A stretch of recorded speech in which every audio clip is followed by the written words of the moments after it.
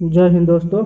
आइए जुड़ जाइए आप लोग सुबह का 6 बजे।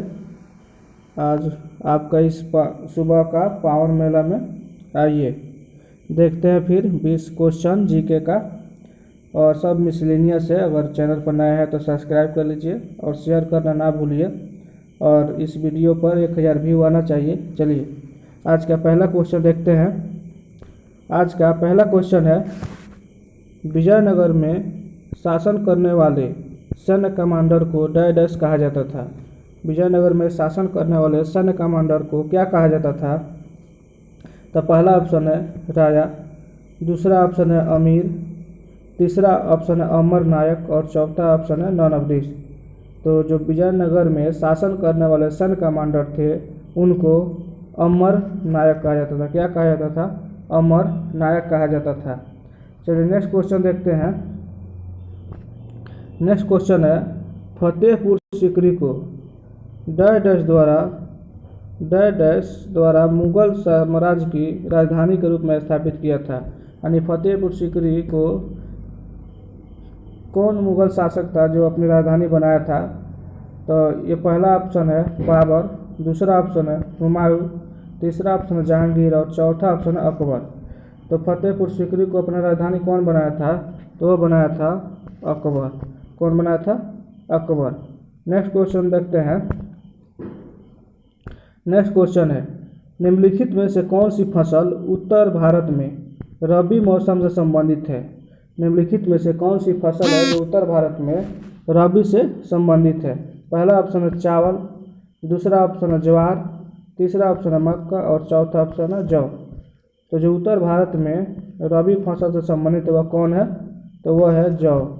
जौ जो है वो रबी फसल में ही उत्तर भारत में बोया जाता है। चलिए नेक्स्ट क्वेश्चन देखते हैं।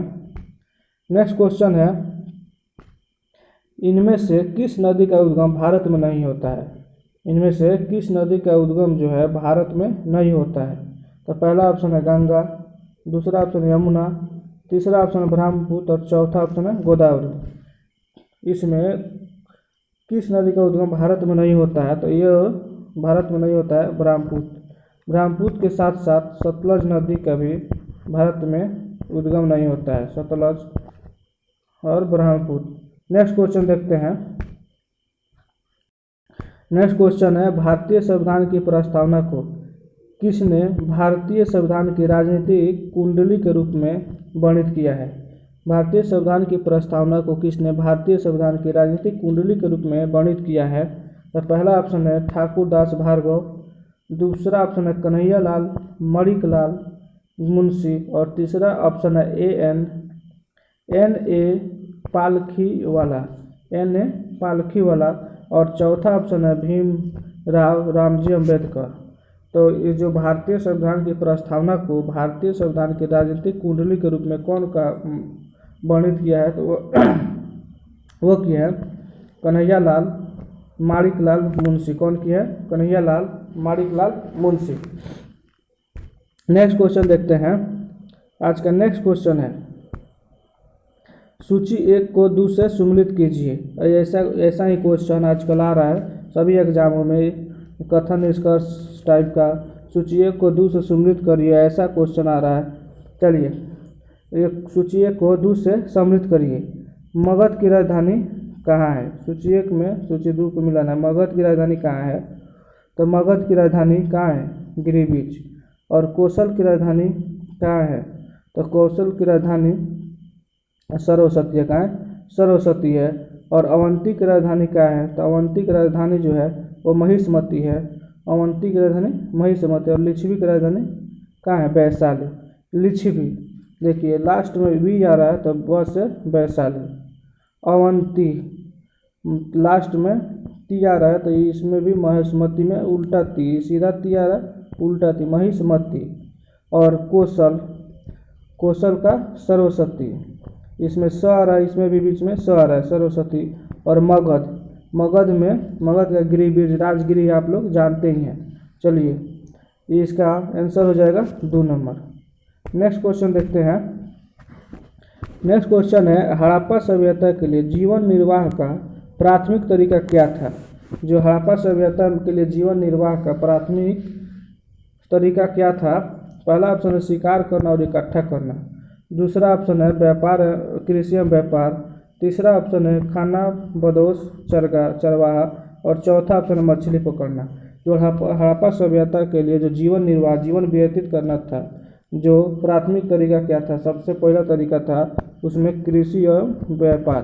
क्या था? कृषि और व्यापार करना। नेक्स्ट क्वेश्चन देखते हैं। नेक्स्ट क्वेश्चन है 1928 की रिपोर्ट, 1928 की नेहरू रिपोर्ट के संबंध में निम्नलिखित में से कौन सा कथन सही है? तो पहला ऑप्शन है इसे जवाहरलाल नेहरू ने तैयार किया था। दूसरा ऑप्शन है रिपोर्ट में स्वतंत्र गणराज्य को भारत द्वारा वांछित सरकार के रूप में परिभाषित किया गया। और तीसरा ऑप्शन रिपोर्ट ने सार्वभौमिक वैश्य मताधिकार की सिफारिश की। और चौथा ऑप्शन है जब नेहरू रिपोर्ट प्रकाशित हुई तब लॉर्ड बिरकेनहेड ब्रिटिश भारत के वसराय थे। देखिए इसका जो आंसर होगा रिपोर्ट ने सार्वभौमिक वयस्क मताधिकार की सिफारिश की थी।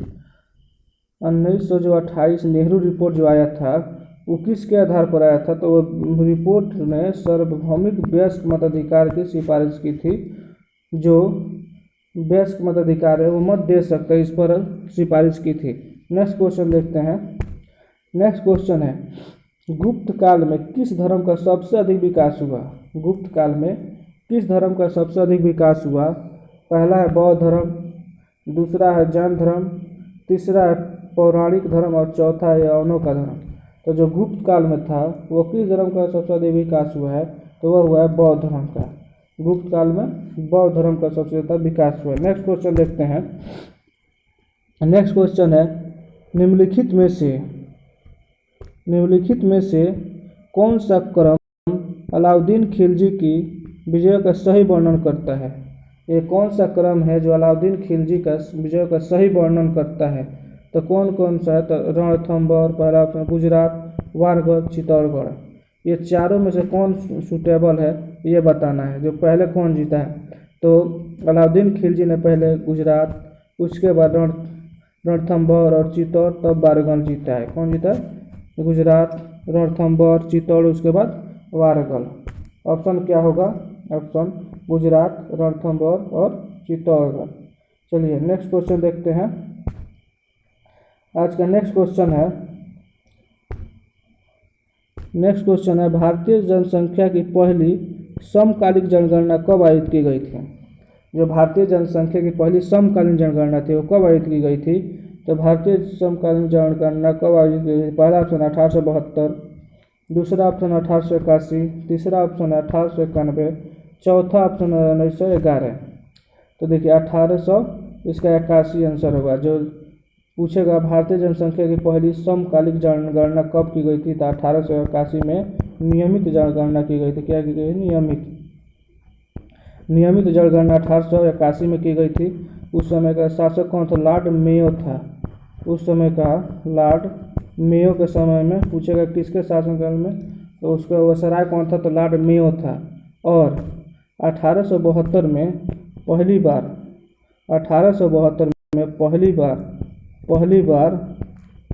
दादा भाई नौरोजी ने, कौन?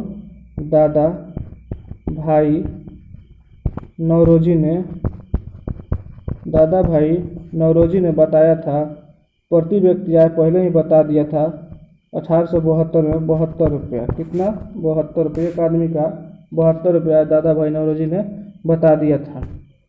चलिए नेक्स्ट क्वेश्चन देखते हैं। नेक्स्ट क्वेश्चन है निम्नलिखित में से कौन सा प्रावधान कनाडा के संविधान से भारतीय संविधान द्वारा अपनाया नहीं गया है?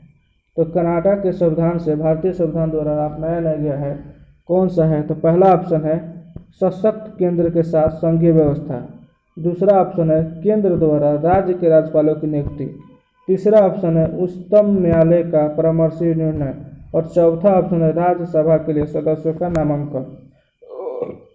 तो कनाडा से कौन सा नहीं लिया गया है? सशक्त केंद्र के साथ संघीय व्यवस्था ये कनाडा से लिया गया है, केंद्र द्वारा राज्य के राज्यपालों की नियुक्ति ये भी कनाडा से लिया गया है, और उच्चतम न्यायालय के परामर्शी निर्णय यह भी कनाडा से लिया गया है। लेकिन राज्यसभा के लिए सदस्यों का नामांकन ये कहाँ से लिया गया, तो ये लिया गया आयरलैंड से। कहाँ से?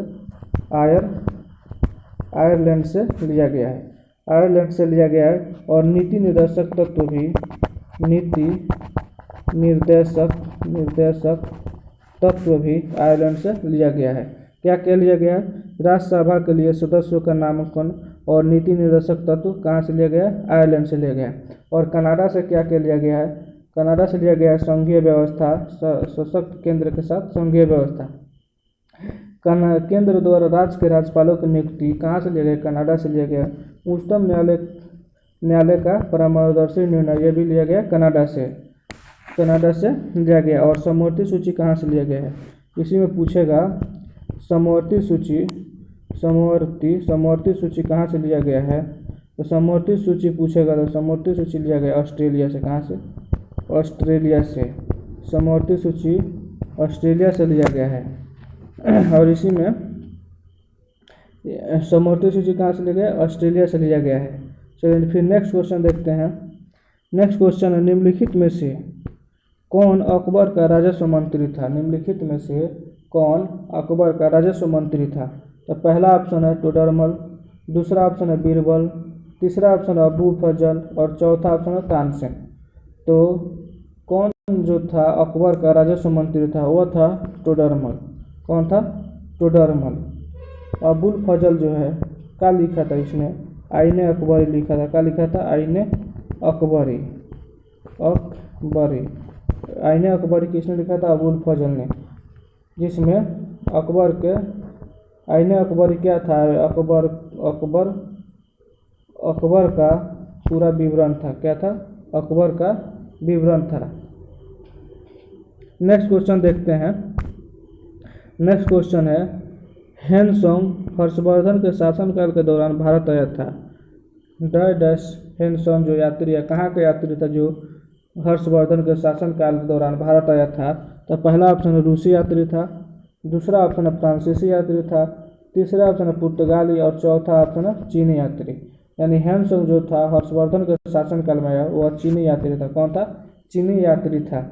और फहान जो है, आप क्वेश्चन बताइए। फहान किसके शासनकाल में आया था? तो फहान आया था चंद्रगुप्त मौर्य के शासनकाल में। किसके? चंद्रगुप्त मौर्य के शासनकाल में फहान भारत आया था। किसके शासनकाल में? चंद्रगुप्त मौर्य के शासनकाल में। नेक्स्ट क्वेश्चन देखते हैं।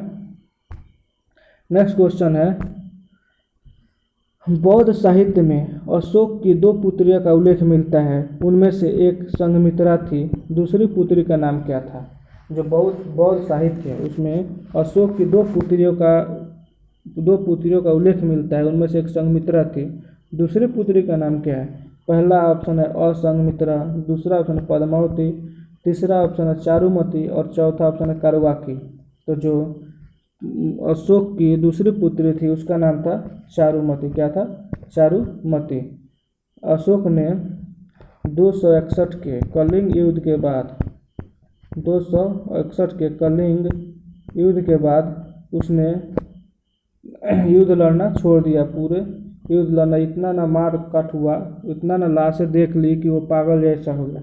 261 के जो कलिंग युद्ध हुआ उसके बाद से अशोक ने बौद्ध धर्म की दीक्षा ग्रहण कर ली। तो नेक्स्ट क्वेश्चन देखते हैं। नेक्स्ट क्वेश्चन है, किस ब्रिटिश अधिनियम के माध्यम से वायसराय को अध्यादेश जारी करने का अधिकार दिया गया है? किस ब्रिटिश अधिनियम के माध्यम से वायसराय को अध्यादेश जारी करने का आदेश दिया गया है? तो वह कौन सा है? तो पहला ऑप्शन है भारत सरकार अधिनियम 1858, दूसरा ऑप्शन है रेगुलेट एक्ट 1753, तीसरा ऑप्शन है भारतीय परिषद अधिनियम 1909, चौथा ऑप्शन है भारतीय परिषद अधिनियम 1861। जो किस ब्रिटिश अधिनियम के माध्यम से वायसराय को अध्यादेश जारी करने का अधिकार दे दिया गया था वह है भारतीय परिषद अधिनियम 1861। कौन है? भारतीय परिषद अधिनियम 1861। नेक्स्ट क्वेश्चन देखते हैं। नेक्स्ट क्वेश्चन है, भारत में संसदीय प्रणाली किस अधिनियम के अंतर्गत हुई थी? जो भारत में संसदीय प्रणाली है निम्न में से किस अधिनियम के अंतर्गत शुरू हुई थी? तो पहला ऑप्शन है पिटस्ट इंडिया अधिनियम 1783, दूसरा है 1853 का चार्टर्ड अधिनियम, तीसरा है भारत सरकार ने 1935 और चौथा है भारत सरकार ने 1919। तो भारत में संसदीय जो प्रणाली थी किस अधिनियम के अंतर्गत शुरू हुई थी, तो वह हुई थी 1853 के चार्टर अधिनियम। कौन सा अधिनियम? 1853 का चार्टर अधिनियम। नेक्स्ट क्वेश्चन देखते हैं। नेक्स्ट क्वेश्चन है भारतीय क्रांति की जननी किसे माना जाता है। इसका क्वेश्चन का जवाब आप लोग दे सकते हैं, ये बहुत ही ईजी क्वेश्चन है। भारतीय क्रांति की जननी किसे माना जाता है, तो पहला ऑप्शन है कस्तूरबा गांधी, दूसरा ऑप्शन है एनी बेसेंट, तीसरा ऑप्शन है मैडम कामा और चौथा ऑप्शन है सरोजिनी नायडू। आप लोग कमेंट करके ऑप्शन बताइए और किनका सही होता है पहले ये बताइएगा। चलिए इसका आंसर होगा, क्या होगा? मैडम कामा, जो भारतीय क्रांति की जननी कहा जाता है। चलिए नेक्स्ट क्वेश्चन देखते हैं। नेक्स्ट क्वेश्चन है कौन सा तट पश्चिमी तट का हिस्सा नहीं है। कौन सा तट है जो पश्चिमी तट का हिस्सा नहीं है? पहला ऑप्शन है कठियावाड़ा तट, दूसरा ऑप्शन है कोंकण तट, तीसरा ऑप्शन है मालाबार तट और चौथा ऑप्शन है कोरोमंडल तट। तो इसमें आंसर होगा जो पश्चिमी तट का हिस्सा नहीं है वह कोरोमंडल तट है। क्या है? कोरोमंडल तट, जो पूर्वी तट का हिस्सा है। क्या है? पूर्वी तट का हिस्सा है कोरोमंडल तट। नेक्स्ट क्वेश्चन देखते हैं। आज के लिए लास्ट क्वेश्चन, किसका कथन है कि यदि कोई शासकीय निदेशक तत्व की अवहेलना करता है तो निश्चित रूप से इसके लिए उसे जनता के प्रति उत्तरदायी होना पड़ेगा। यह किसका कथन है? पहला ऑप्शन है पंडित जवाहरलाल नेहरू, दूसरा ऑप्शन है महात्मा गांधी, तीसरा ऑप्शन है डॉक्टर भीमराव अम्बेडकर और चौथा ऑप्शन है डॉक्टर राजेंद्र प्रसाद। किसका कथन है कि यदि कोई शासकीय निदेशक तत्व की अवहेलना करता है तो निश्चित रूप से इसके लिए उसे जनता के लिए प्रति उत्तरदायी होना पड़ेगा? तो इसका आंसर हो जाएगा भीमराव अम्बेडकर। क्या होगा? भीमराव अम्बेडकर। चलिए आज के लिए इतना ही, फिर मिलेंगे कल 6 बजे। आप लोग कमेंट कीजिए और कैसा वीडियो लग रहा है ये बताइए, तब हम और वीडियो अच्छे बनाएंगे। आप सॉल्यूशन दे सकते हैं कि वीडियो कैसा है, कैसा बनाना चाहिए। चलिए, और आप नए हैं तो सब्सक्राइब कर लीजिए और इस वीडियो पे कम से कम 1000 व्यू आना चाहिए। आप लोग शेयर करिए और सब्सक्राइब कराइए अपने फ्रेंड से। चलिए आज के लिए इतना ही, फिर मिलते हैं कल। बहुत बहुत धन्यवाद।